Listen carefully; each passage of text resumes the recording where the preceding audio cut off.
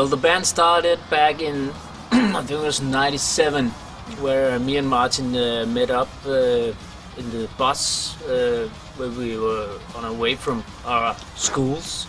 So we actually went to the same junior high, but we never actually spoke together because I was playing soccer and he was playing guitar. And but I wanted to learn how to play the drums. Yeah, I think we started back in school, and every chance we get, we would sneak into the music room and play every time we had a break between the hours. So that was pretty cool. That was the first steps, I think. Everybody knew each other, and of course we knew that each other were into heavy metal, so it was obvious to start a band together. And back then, Iron Fire was called Misery, and they needed a drummer, and I had an interest in metal music, and so did Martin. And back then we wanted to play goth metal, and so we kind of stuck our heads together and got the band rolling, and changing to a more fast approach with the name The Decades of Darkness, and more like melodic death metal style.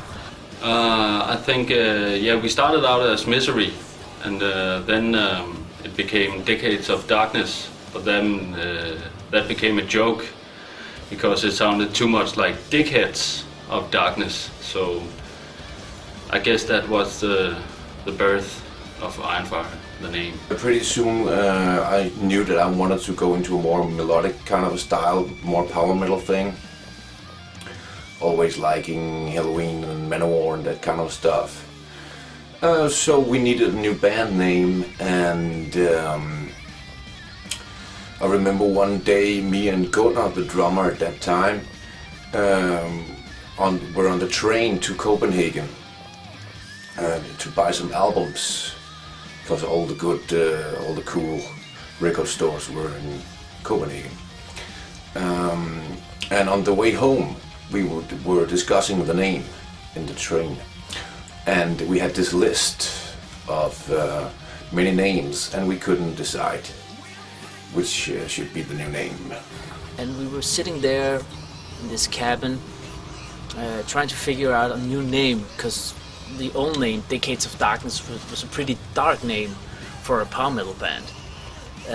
So we tried to come up with some words to like describe power metal more than Decades of Darkness did. So we came up with these elements, that fire and iron, and suddenly one of us said, well, Iron Fire, and we were just laughing, looking at each other and laughing. And that was ridiculous. One of the names started with iron, and another one ended with fire, and somehow we kind of combined those two words into Iron Fire. And that's how it ended up. I'm sure if you ask Gunnar today, he will say that he came up with the idea, but I'm pretty sure that it was my idea. But anyway, that's how we ended up as Iron Fire. It doesn't really mean anything. It's just a name that everybody can remember, I guess. And if I had to pick a band name today, I would choose something completely different. But you know, we were 17 years old back then, and it was a cool heavy metal name for traditional power metal. But it kind of stuck. We kind of remembered that name, which basically were the thing that made us change the name. I think that was because people could recognize it, people could remember it. It was really good name.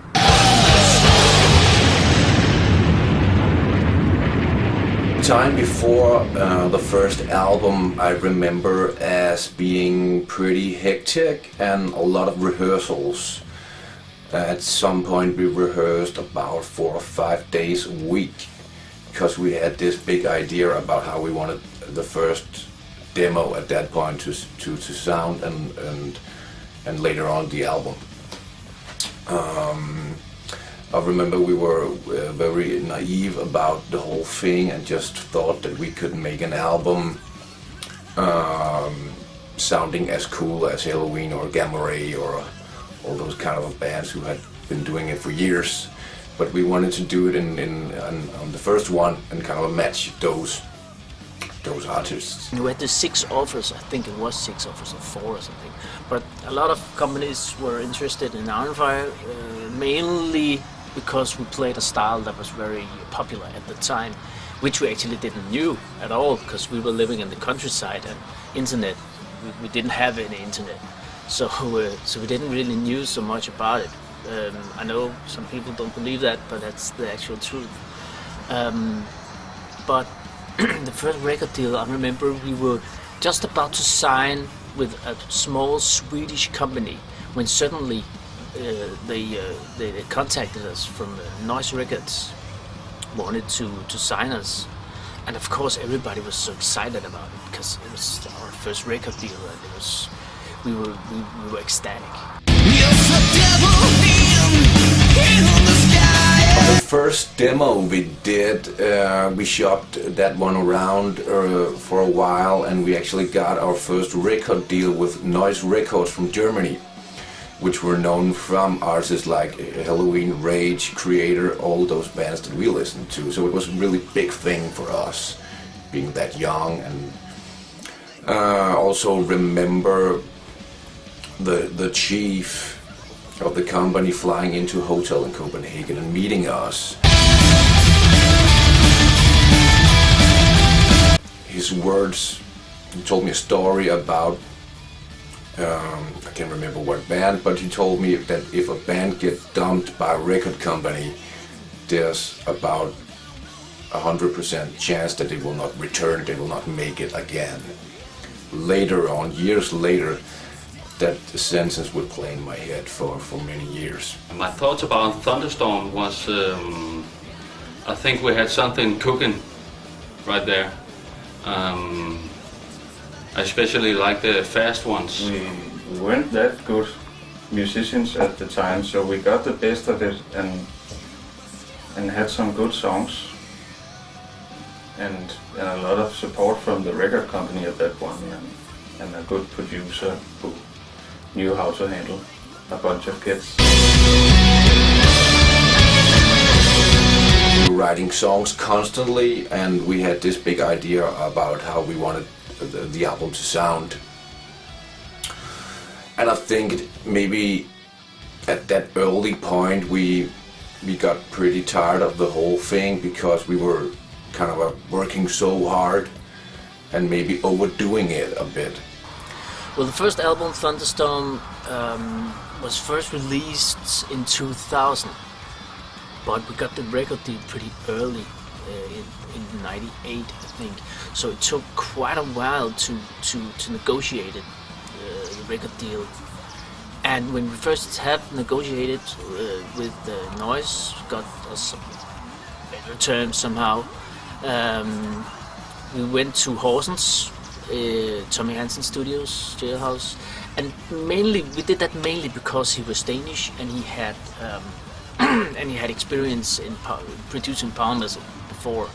So and the company was like, okay, he's expensive, but you can do it, and we did. So, but we were pretty excited about it. We had, I think it was 20 days of recording with an okay budget, and we were very inexperienced in making an album, so Tommy Hansen had to keep an eye on us all the time, and we were,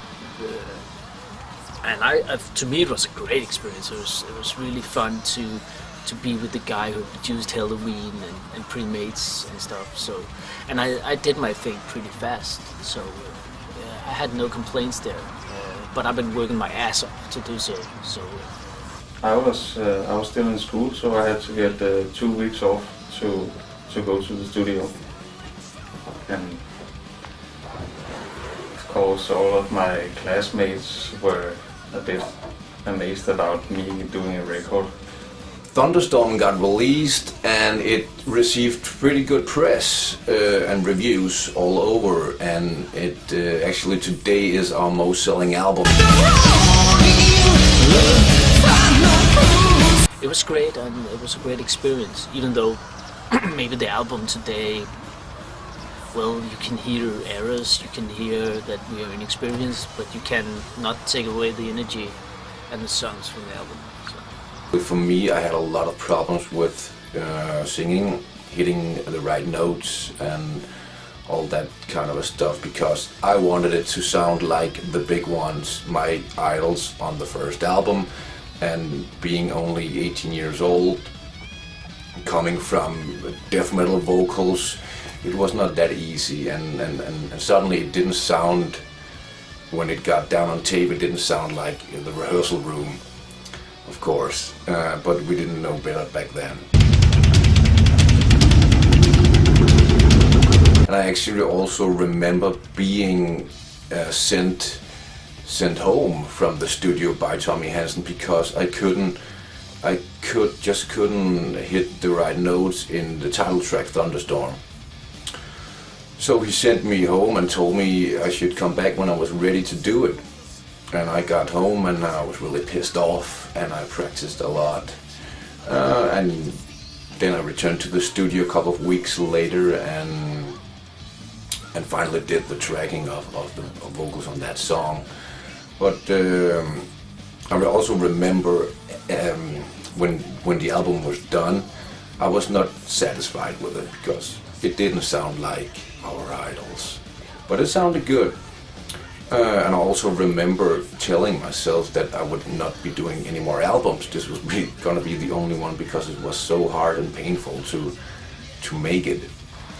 I think being in On Fire was a great experience for me. It challenged me much as a musician, and I really learned something about the business, and I learned something about friendship and how you should manage problems when you have some. And some of the guys, we are friends today, and me and Martin, as I said, we were playing in Nightlight together, so we obviously have a close bond still. And I will sum the whole experience up as I learned something.